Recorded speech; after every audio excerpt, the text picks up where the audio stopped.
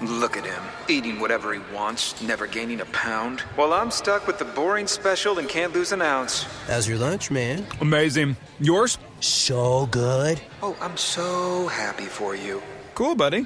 Weight loss isn't fair, but Mochi Health is. The affordable GLP-1 source that can fix your frustration with food. So, same time next week? No! Definitely. And your friends. Learn more at joinmochi.com. Mochi members have access to licensed physicians and nutritionists. Results may vary. You're listening to this podcast, so I know you've got a curious mind. Here's a helpful fact you may not know yet. Drivers who switch and save with Progressive save over $900 on average. Pop over to progressive.com, answer some questions, and you'll get a quick quote with discounts that are easy to come by. In fact, 99% of their auto customers earn at least one discount. Visit progressive.com and see if you can enjoy a little cash back. Progressive Casualty Insurance Company and Affiliates. National average 12-month savings of $946 by new customers surveyed who saved with Progressive between June 2024 and May 2025. Potential savings will vary. Voices for Justice is a podcast that uses adult language and discusses sensitive and potentially triggering topics, including violence, abuse, and murder. This podcast may not be appropriate for younger audiences. All parties are innocent until proven guilty in a court of law. Some names have been changed or omitted per their request or for safety purposes. Listener discretion is advised. My name is Sarah Turney, and this is Voices for Justice. Today, I'm discussing the case of Mikelle Biggs. It was a quiet evening in Mesa, Arizona on January 2nd, 1999, and 11-year-old Mikelle Biggs was just waiting outside of her home for the sound of the ice cream truck. But in just 90 seconds, she vanished without a trace. The bike she was riding was left behind, one of the wheels still spinning. For over 2 decades, Mikelle's case has haunted the community, raising more questions than answers. Today, we're going to revisit the day she disappeared, explore the leads, and examine the eerie silence that followed one of Arizona's most heartbreaking and notorious mysteries. This is the case of Mikelle Biggs. It's the evening of Saturday, January 2nd, 1999 in Mesa, Arizona, and 11-year-old Mikelle Biggs is very excited about a new gift that her sister, Kimber, got for Christmas. Really a dream at this age. It was a brand new bicycle, pink and purple with shiny new white tires. Now, I think a lot of siblings could have turned this into an all-out fight. But even though 9-year-old Kimber is busy playing with her Barbies, she is kind enough to let her big sister take her new bike out for a spin and go outside with her to watch. It didn't hurt that she also knew that Mikelle had some money for the ice cream truck that usually came around this time. Just to set the scene a little, Mesa isn't far from Phoenix where I grew up, so I can tell you that January is basically the prime time for people to be outside and get some exercise.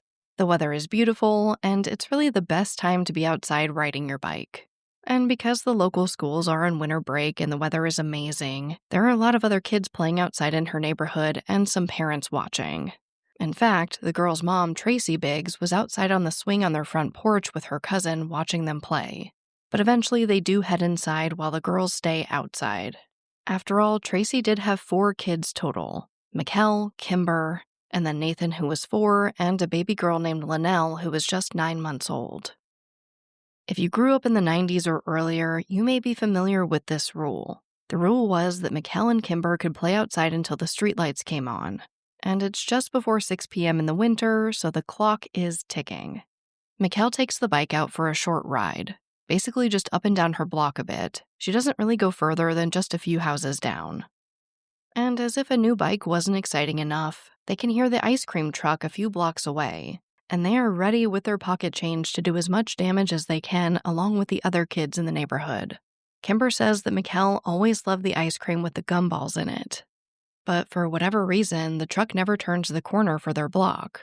Kimber is understandably disappointed and ready to go back inside. At this point, the streetlights were about to come on. The other kids on the block had gone inside for dinner, and she was getting cold in her short-sleeved shirt. But before she heads back inside, she tells Mikelle that she should come back inside too. She explains that the streetlights are about to come on, and more importantly, if she doesn't come inside with her, their mom is just going to make her go back outside and get her. If you have siblings, you probably understand this argument. But Kimber says that Mikelle basically pulled the big sister card and refused. They fought for a bit, but ultimately Kimber decides to go back in without Mikelle. In a variety of interviews, Kimber says that right before she was heading inside the house, she looked back at Mikelle, who was doing circles in the street, her blonde hair shining in the Arizona sunset. It's a moment that she could have never guessed would be imprinted in her mind over 25 years later. Then, Kimber made sure that there were no cars coming, crossed the street, and went back inside her house. When Kimber gets inside, she tells her mom that she's sad that the ice cream truck never came.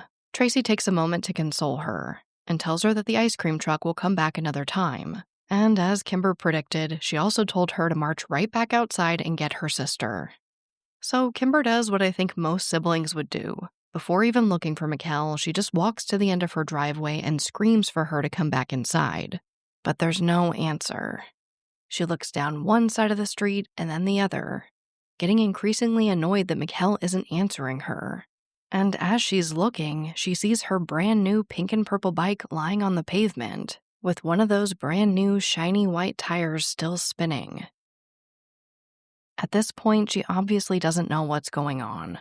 She says she was just upset that her sister left her brand new bike on the ground, so she picks it up and keeps yelling for Mikelle, but Kimber says it was completely silent. Still, she's not worried. She assumes that Mikelle is probably just hiding somewhere, ready to jump out and scare her. But there's no Mikelle. So she goes back inside to tell her mom that Mikelle left her bike in the street and doesn't see her anywhere. Now, again, this is the type of neighborhood where kids just kind of came and went from each other's houses and all played with each other. So Tracy tells Kimber to go check with the neighbors, the Millers. Mikelle was always over there hanging out, so she figures that she's probably just over there having a good time. Kimber does as she's told and goes to the Miller's house. She knocks on the door and expects Mikelle to come walking out. But that's not what happened. According to Kimber's interview with ABC 15 News, they were sitting down for dinner. Mikelle wasn't there, but they tell Kimber that they just saw her a few minutes earlier. Ultimately, one of their sons comes out to help look for her. They walk back to the street together, and that's when he sees it. It was the 2 quarters that Mikelle had for the ice cream truck, just laying in the street. Of course, Kimber's only 9. She says that she did have a weird feeling at this point, but still couldn't really comprehend what was going on. But her neighbor did. He sternly tells Kimber to go back home right now and tell her mom that they can't find Mikelle. When Tracy hears Kimber say those words, her face goes ghost white. In just 90 seconds, Mikelle was gone. This episode of Voices for Justice is brought to you by Quince. I've been trying to be more intentional about what I wear each day. I'm leaning into pieces that feel effortless, comfortable, and still put together. And Quince has been my go-to. The fabrics feel elevated, the fits are flattering, and everything just works without overthinking it. They use premium materials like 100% European linen, organic cotton, and ultra-soft denim. And the best part? Everything is priced 50 to 80% less than similar brands. They work directly with ethical factories and cut out the middlemen, so you're paying for quality and craftsmanship, not brand markup. I recently just ordered their tiered linen dress, of course in black. I wanted to pair it with one of my favorite pairs of brown wedges. The problem was, I didn't have a brown purse. So I got that from Quince too. It's one of my favorite outfits. It's easy, effortless, and feels amazing, especially as we're getting a little bit warmer here in Phoenix. Refresh your everyday with luxury you'll actually use. Head to quince.com/justice for free shipping on your order and 365-day returns. Now available in Canada too. That's QUINCE.com/justice for free shipping and 365-day returns. Quince.com/justice. This episode of Voices for Justice is sponsored by Chewy. If you have pets, you probably know about Chewy, and you also know that when they say that they have everything you need to keep your pet happy and healthy, they're not messing around. To keep them happy, Chewy has over 100,000 products from all the brands my pets love at prices I love. To keep them healthy, Chewy offers pet prescriptions, pet insurance, telehealth vet visits, and they're even rolling out vet clinics across the country. I've been shopping with them for a very long time. And in addition to the auto-ship feature that gets the dog's food to them every single month, I also love to experiment with different treats. But I'm a bit picky. For me, it has to be high quality with simple ingredients. I recently picked up treats from Shepherd Boy Farms that are 100% just chicken breast. Popcorn and Heber are already obsessed. Chewy has everything you need to keep your pet happy and healthy. And right now, you can save $20 on your first order and get free shipping by going to chewpanions.chewy.com/SarahETurney. That's chewpanions.chewy.com/SarahETurney to save $20 on your first order with free shipping. chewpanions.chewy.com/SarahETurney. Minimum purchase required. New customers only. Terms and conditions apply. See site for complete details.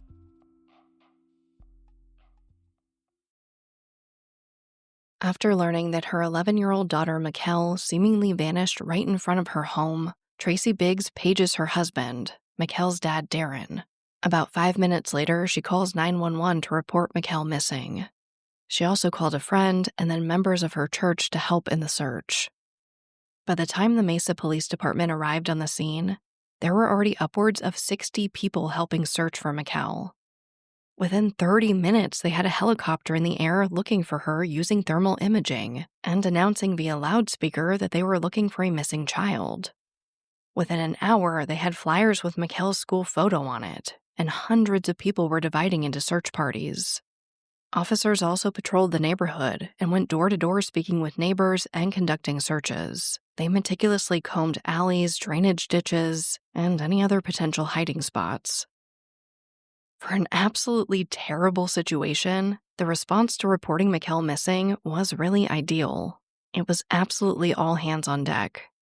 It was and still is one of the most extensive missing person investigations in Arizona history. But it was clear that Mikelle was in trouble. Kimber says she can't remember if her mom used the word or if it was a member of the Mesa Police Department, but she says it was the first time she heard the word kidnapped. And because Kimber was the last known person to see Mikelle, she spent a lot of time with officers that night, recounting as many details as she could about the time leading up to her disappearance. This is around the same time that Darren Biggs came home, and he jumps right into action looking for Mikelle. He's talking to everyone he can, handing out flyers, and even searching dumpsters with his friends from the neighborhood. But despite all of these amazing efforts, no trace of Mikelle was found, and no one had seen her. No one heard a scream or a cry for help. They even brought in dogs, but they couldn't track her scent past where her bike was placed on the ground. Like Kimber has said in many interviews, there's a reason people say Mikelle vanished into thin air. Soon, her parents went on the local news to plead for her safe return. Now, despite the lack of concrete clues in Mikelle's case, investigators quickly narrowed in on their first person of interest. And really, it shocked everyone. They were looking at Mikelle's dad, Darren. Now, out of respect for this family, I'm not going to leave you with a cliffhanger here and go to commercial break or sensationalize this. Darren didn't do this, but let me explain why they were considering him at this point. While it is a fact that most missing children are missing at the hands of someone they know, his loved ones just couldn't believe that he would have done something like this. And ultimately, after a year of investigating Darren, investigators came to the same conclusion. It seems that when they first spoke with him about where he was when Mikelle went missing, he lied to investigators. He said he was at work when he was actually seeing a friend. See, about a month into Mikelle's disappearance, the media announced that Darren was having an affair. Of course, this sparked a wildfire in the community. Like we often see in these cases, his every movement and emotion were analyzed. He was accused of being too stoic, not showing the right or enough emotion about his daughter being missing. While Darren was 100% cooperative with police, he also failed a voluntary lie detector test, which investigators attributed to his emotional state, not to his propensity to commit this crime. But again, this didn't stop the rumors from swirling, and the news articles from being published. Like I said, they actually watched and conducted surveillance on Darren for about a year before finally concluding that he couldn't have done this. They retraced his steps that night, and they determined that the timeline was just too tight for him to be able to grab Mikelle, do something to her, and then hide her before he came home to join the search parties. Also, after speaking to everyone they could about their family dynamics, they saw that he and Mikelle had a good relationship.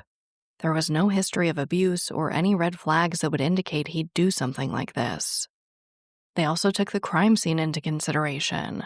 They felt that because the bike Mikelle was riding had been dropped along with her quarters for the ice cream truck, that she was most likely trying to escape whoever abducted her, and they felt like that reaction didn't match the relationship she had with her father. Basically, there would be no reason for her to run from him. In the end, Darren was completely cleared in his daughter's case, and detectives have since stated that it was obvious in hindsight that he had nothing to do with this. It seems that Mikelle's case is one of a very rare stranger abduction. But going back to the search, just a few weeks into her disappearance, Mikelle's flyer was absolutely everywhere. It was on car dashboards, store windows, and billboards across the state. She was even honored during a local march to celebrate the life of Martin Luther King Jr. at the end of January. Despite Mikelle's church actively fighting against a city holiday to honor Dr. King, this group rallied together with her family to show their love and care for Mikelle, and to unite the community to raise awareness for her. In reporting by Michael Meester for the Arizona Republic, he wrote, quote, "Although they're aware of Mesa's history, organizers of the King Day March weren't dwelling on the past. They dwelled simply on the plight of a child who can't be found, and in doing so, they honored Martin Luther King in ways more profound than marching or speech-making. They emulated him.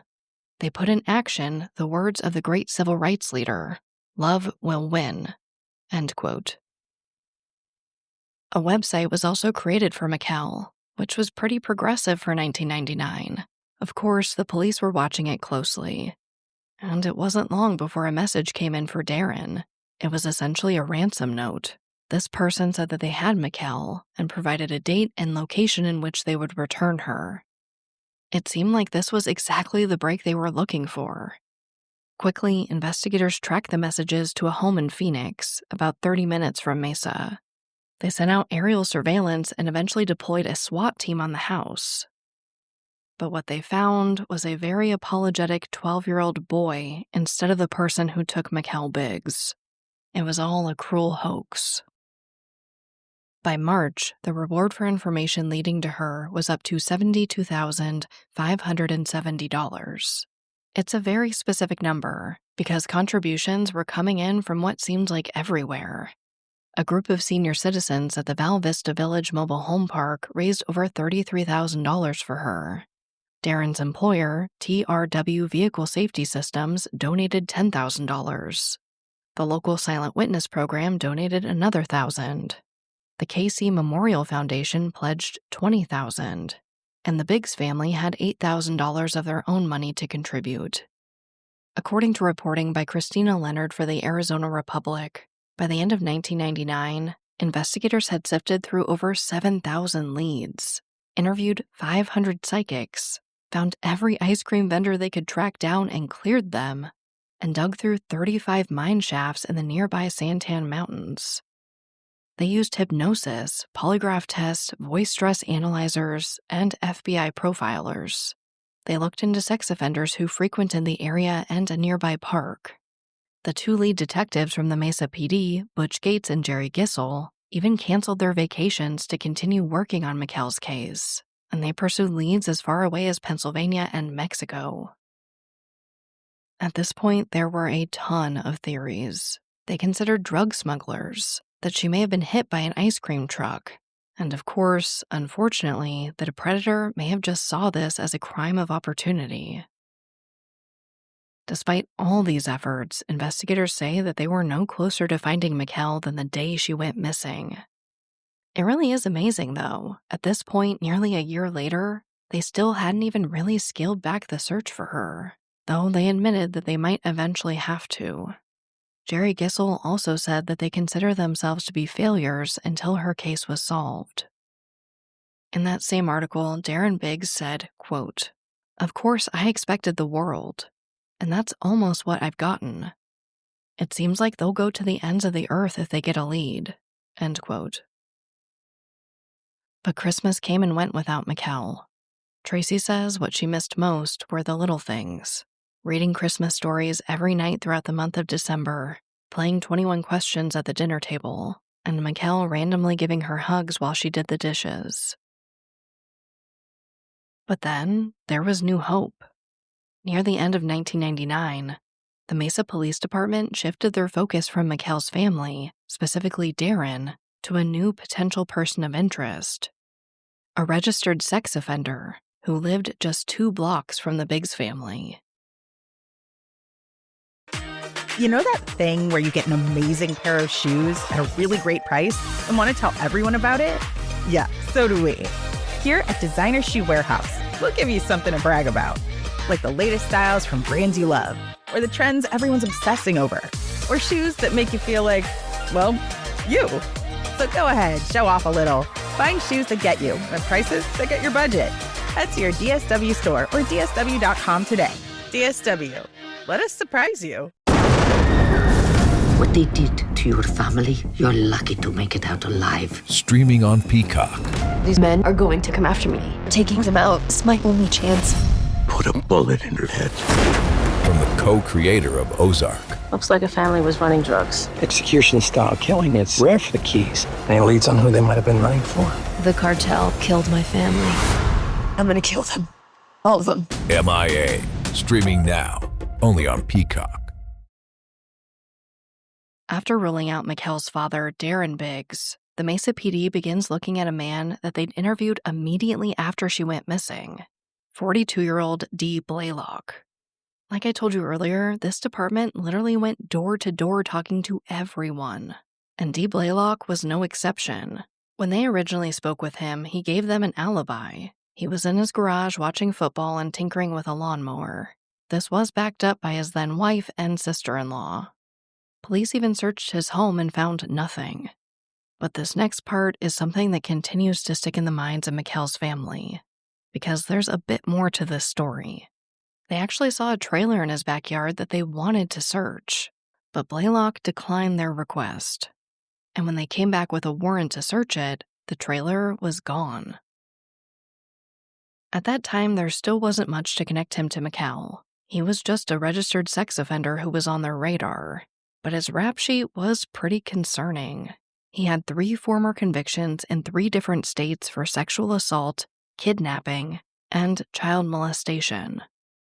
He served time for his offenses but was released from prison in August 1995. When Mikelle went missing, he was classified at the most serious level of sex offender. But after they first spoke with him, they kinda just moved on, possibly to focus on Mikelle's father. Now, Blaylock wasn't shy about Mikelle's case and didn't seem to be hiding by any stretch of the definition. He even spoke with local news in relation to the case, saying, quote, "If you're my neighbor and I see you're living next to me and I see something suspicious going on, I guarantee you I'll be calling 911, end quote. Some of his neighbors even described him as friendly and personable, but not all of them. About 9 months after Mikelle went missing in October 1999, Blaylock physically and sexually assaulted his neighbor, Susan Quinnett. In an interview with ABC News, she said Blaylock tried to snap her neck 3 times, and he did end up breaking it in one place. Essentially, he choked her until she fainted, left her for dead, and then tried to burn the evidence by setting her house on fire. He was later convicted for these crimes and sentenced to 187.5 years in prison. Unfortunately, this wasn't her first encounter with him, though, and it really feels that this could have been prevented. She said he was often drunk and approached her on more than one occasion, even putting his hands on her. She reported this to the police, saying that she was scared, creeped out, and that he appeared to be stalking her. Susan even told his wife what was happening, but it seems that no one really listened until he finally assaulted her in 1999. And here's where the connection to Mikelle comes in. In the ambulance, Susan told paramedics that Dee Blaylock took Mikelle Biggs, and that they had to get him. Now, Susan didn't have definitive proof that he did this. She just said that she basically had a revelation after the attack. And considering his past criminal history and moving the trailer after refusing to allow police to search it, they took her accusation very seriously and began to revisit the possibility that he may be responsible. And slowly but surely, more pieces began to come together. Not long after Blaylock was sentenced for his crimes against Susan, his now ex-wife and ex-sister-in-law went to police with a shocking statement. They lied about his whereabouts on the night Mikelle went missing. They confessed that he was actually gone between 5:30 p.m. and 7:30 p.m., exactly when she went missing. Since then, the police had put together a theory. They believe that after he drank some beer in his garage, he left his house, saw that Mikelle was alone, kidnapped her, attempted to or successfully sexually assaulted her, and then killed her. According to investigators, since his incarceration, Blaylock has allegedly even made incriminating statements implicating himself in the case to other inmates. He's also claimed to have a split personality, stating that he can't be held responsible for what his other personalities do. It seems so clear to investigators and to Mikelle's family that this was the man responsible for abducting and killing her.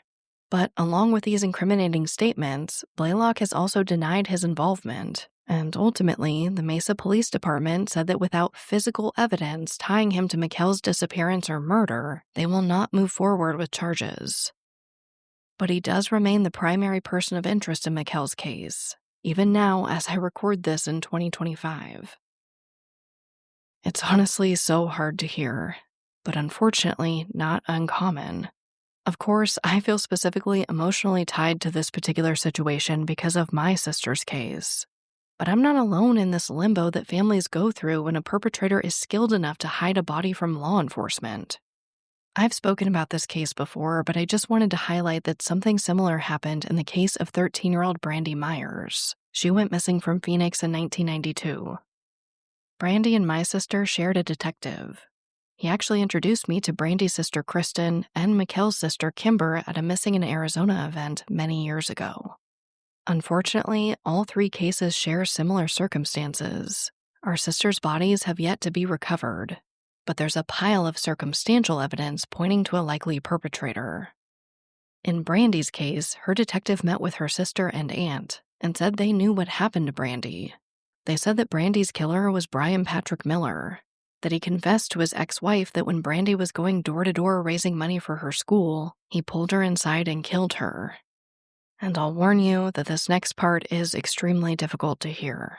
She says that he then dismembered her in their bathtub and disposed of her body in trash bags outside of their home.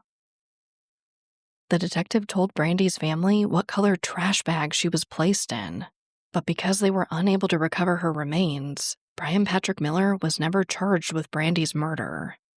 He was, however, charged and convicted of two other murders, 21-year-old Angela Brasso and 17-year-old Melanie Burness. Their remains were recovered. But despite investigators telling Brandy's family and several news outlets that they believe Brandy was likely his third victim, the county declined to bring charges against him, citing a lack of physical evidence. Brian Patrick Miller was sentenced to death in 2023, but maintains that he did not kill Brandy Myers. It's a terrible and legally complicated situation that many families of the missing have to navigate and really just cope with. Unfortunately, when someone is more skilled at hiding a body than the police are at finding it, the defendant's rights outweigh the victim's. Legally, that's just the reality we have to deal with. While no body homicide cases are statistically more likely to win in court than those even with a body, they are incredibly difficult to even get to that point. So, like in the case of Brandy Myers, that's what happens to Mikelle Biggs. Investigators believe Blaylock is responsible, but the charges just haven't come. By May 2000, it was reported that the Mesa Police Department spent more on the search for Mikelle than any case in the history of the department, and they'd gone $1.5 million over their budget for the year. But this news came with a slew of editorials and quotes from community members expressing their understanding of this, that they felt that there was no price the department shouldn't pay to bring her home. But despite this massive expenditure, they weren't any closer to finding Mikelle. It really seemed that none of their leads were panning out. Someone reported seeing a copper-colored Jeep with a light top shortly before she went missing, but the driver was found and cleared. There was a tip that Mikelle was at the Motorola plant, but that was another hoax. Tips came in that her remains were at pig farms, mountain ranges, or just certain patches of desert, but after searching, they found nothing. There were rumors that an underground company called Midnight Productions was creating snuff films, one featuring Mikelle, but investigators never found any evidence that this was true.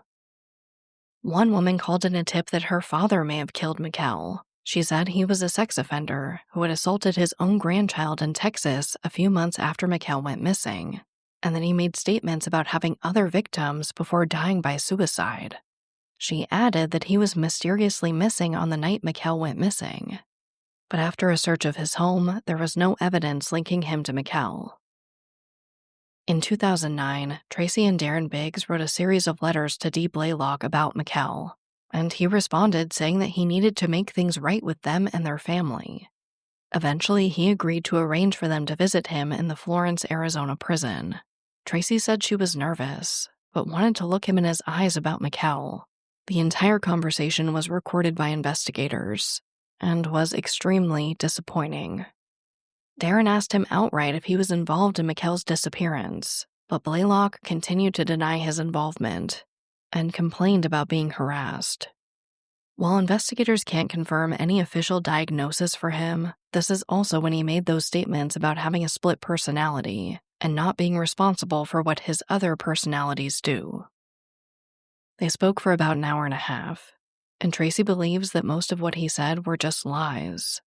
And Darren expressed his frustration that he felt that he was 3 feet away from his daughter's killer, really only separated by glass, and that there was absolutely nothing he could do about it. After this, Darren and Tracy stepped away from the public eye and doing interviews about Mikelle's case. There really hasn't been much movement since. But in 2018, her name did make the headlines again. This was after a man in Wisconsin found a dollar bill with some very concerning words written on it. It said, quote, "My name is Mikelle Biggs, kidnapped from Mesa, AZ. I'm alive," end quote. But this was quickly ruled another hoax. Mikelle's name was spelled wrong.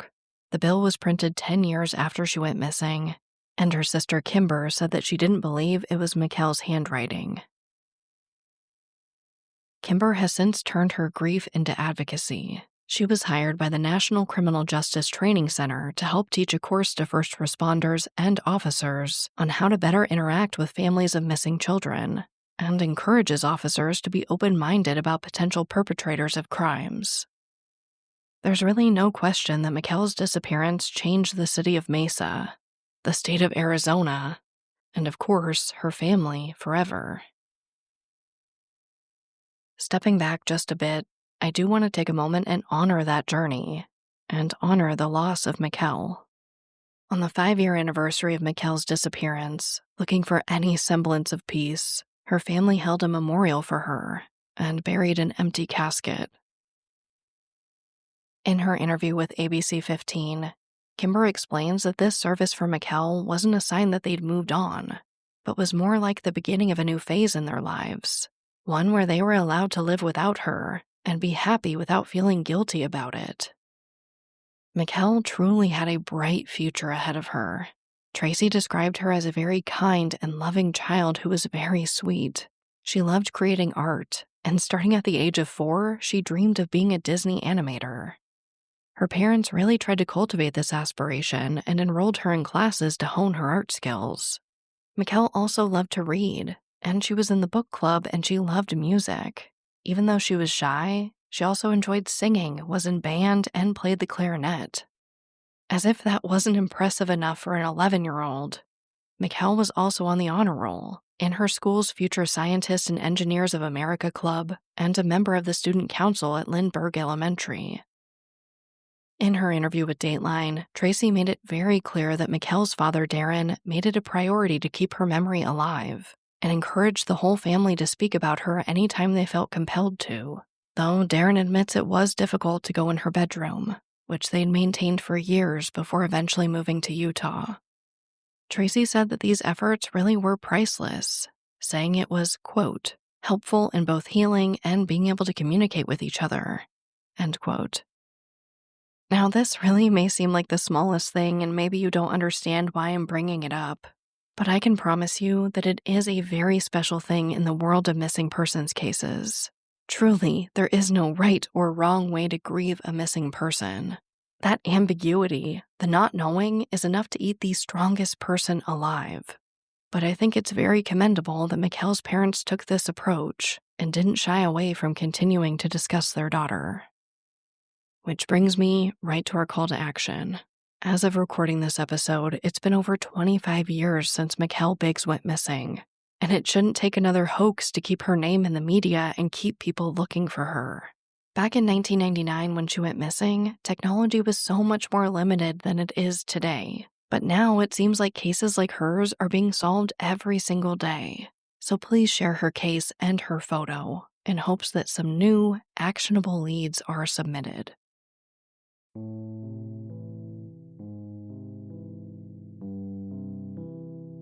As a reminder, 11-year-old Mikelle Biggs was last seen on the evening of January 2nd, 1999, outside of her home in Mesa, Arizona. At that time, she was 4 feet 8 inches tall and weighed approximately 65 pounds. She has hazel eyes and naturally sandy-colored hair. She was last seen wearing a red, short-sleeved shirt with a white stripe across the chest, blue bell-bottom style jeans with designs on the sides, and a purple Barbie watch.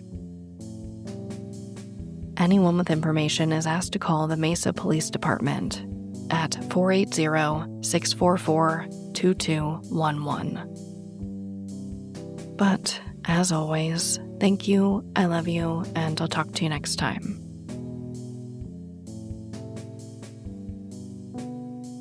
Voices for Justice is hosted and produced by me, Sarah Turney, and is a Voices for Justice media original. If you love what we do here, please don't forget to follow, rate, and review the show in your podcast player. It's an easy and free way to help us and help more people find these cases in need of justice.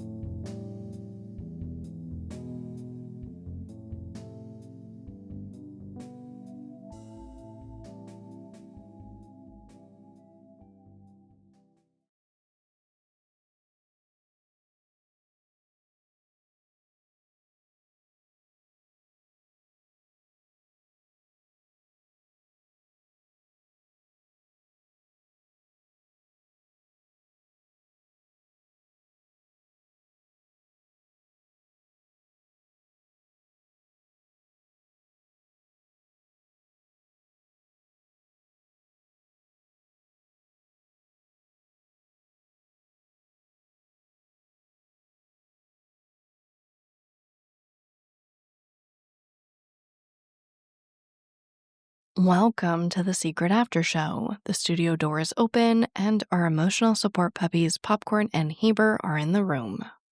Let's go right into the case. Now, up front, I obviously want to say, if you guys have listened to this show for a while, you know that these cases are close to my heart. Specifically, Mikelle and Brandy's cases will always be close to my heart.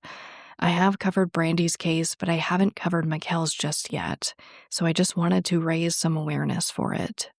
Of course, I want to talk about how hard these types of cases are. I touched on it in the episode, but I just wanted to, pick it up a little more here. When it's no body and no crime, it is so hard to deal with. Sometimes it feels like really all you can do is allow yourself to try to give grace to the rights of the defendant when all you want is justice for your loved one. I know for me, I can absolutely understand that defendants have rights. That makes sense. That is fair. I understand why these processes, why these laws are in place. But on the other hand, it's just frustrating. It really does feel like getting away with murder is as easy as being able to dispose of a body well enough. It just doesn't feel fair. But I also don't know what the perfect solution is. But I do think it's worth discussing, for whatever that is worth.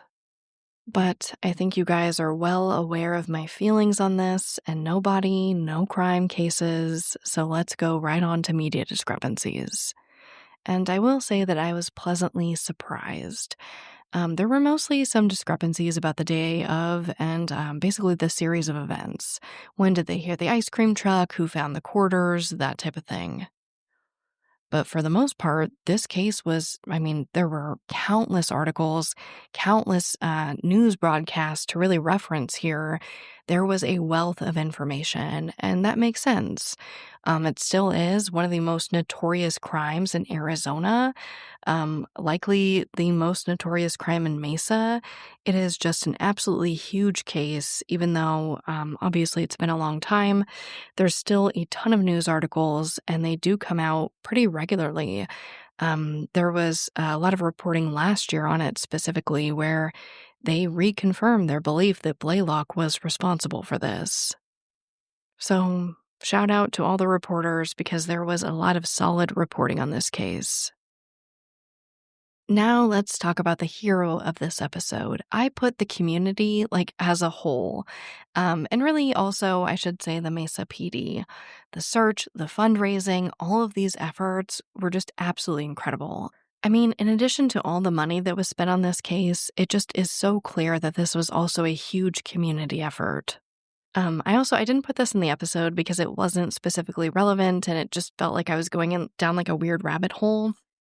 But I just wanted to mention that part of that, the retirement community that was raising money for Mikelle, that really, really stood out to me because what they mentioned as a part of that article is that most of those people didn't live here year-round. If you guys don't know, a really popular thing to do is come to Arizona during the winter months while it's a blizzard back east or whatever. A lot of people come here to enjoy the nice weather during the winter. We call them snowbirds. No offense. I don't think it's an offensive term. It's just what we've said forever out here. But I just wanted to mention how specifically touching that was. This was a retirement community. I'm assuming that most of these people live off, a limited amount of funds now. They're no longer working, they're retired, and they don't even live here full time and still felt compelled to raise tens of thousands of dollars for Mikelle's case. It was just something that really, really touched my heart. But speaking of good things and good news, let's move on to our segment of hope. This week's article is from Gabrielle Roxon at People, and the title reads, Missing Toddler Found Alive Near Highway After Frantic 72-Hour Search as Her Mom is Charged with Child Abandonment. Now, because this is such a small child, and I can't confirm whether or not she wants this legacy to live with her, I'm not going to say her name. But it does go on to say that Quebec police confirmed that this child had been found on Wednesday, June 18th of this year at 3 p.m. near Highway 417 in Ontario. It says, a toddler who went missing for 72 hours has been located on the side of the highway in St. Albert, Ontario. It looks like she was about 90 miles from her home in Montreal. Police added that finding her alive was the best result they could have imagined. It looks like there were hundreds of police and civilian volunteers participating in this search. As far as her mom being charged with child abandonment, it's a little vague here, but it looks like they did speak with a witness who talked to the mom that led to tracing the toddler's movements and eventually charging her mom with this crime. And my goodness, how scary to find her on the side of a highway. Again, just a very scary situation, especially the time that had passed. We know that statistics say that this child most likely should not have been alive by the time that they found her, but she was. So pending charges aside, blaming her family aside, I'm just really, really glad that she was found safe. And that's why it makes the segment of hope. But as always, thank you, I love you, and I'll talk to you next time.